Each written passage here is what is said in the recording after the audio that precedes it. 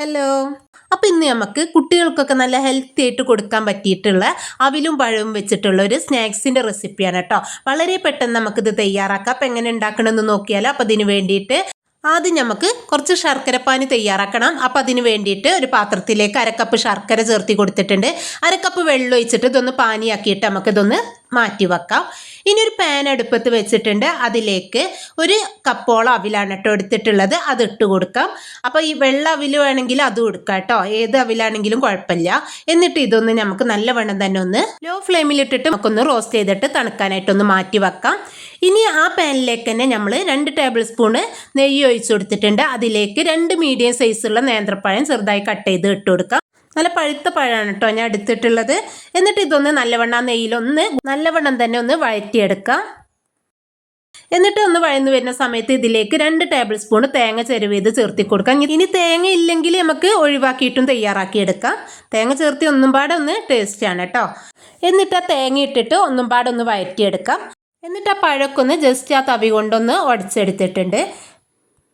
ഇനി ഇതിലേക്ക് നമ്മൾ നേരത്തെ വറുത്ത് വെച്ച അവിലുണ്ടല്ലോ, അത് മിക്സിയിൽ നല്ലവണ്ണം ഒന്ന് പൊടിച്ചെടുക്കുക. അപ്പോൾ പൊടിച്ചെടുക്കുമ്പോൾ കുറച്ചേ ഉണ്ടാവുള്ളൂ കേട്ടോ.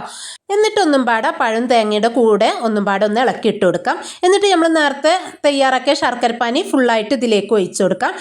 ലോ ഫ്ലെയിമിലിട്ടിട്ട് ഇതൊന്ന് നല്ലവണ്ണം തന്നെ ഒന്ന് മിക്സ് ചെയ്തെടുക്കുക കേട്ടോ. എന്നിട്ട് ഏകദേശം ഒന്ന് നല്ലവണ്ണം തന്നെ ആ ശർക്കരപ്പാനിയൊക്കെ തേങ്ങയിലേക്കും പഴത്തിലേക്കും പിന്നെ ഈ അവിലിൻ്റെ കൂട്ടിലേക്കൊക്കെ പിടിച്ച് വരുന്ന സമയത്ത് ഇതിലേക്ക് ഞാൻ 1 ടേബിൾ സ്പൂൺ നെയ്യും പാടെ ചേർത്തി കൊടുത്തിട്ടുണ്ട്.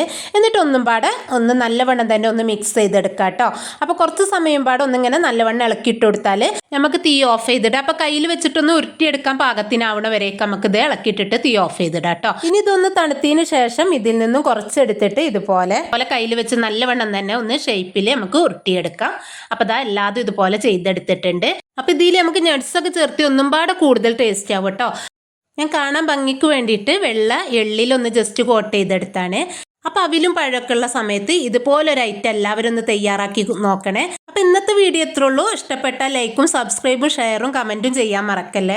അടുത്ത നല്ലൊരു വീഡിയോ ആയിട്ട് പിന്നെ വരാം.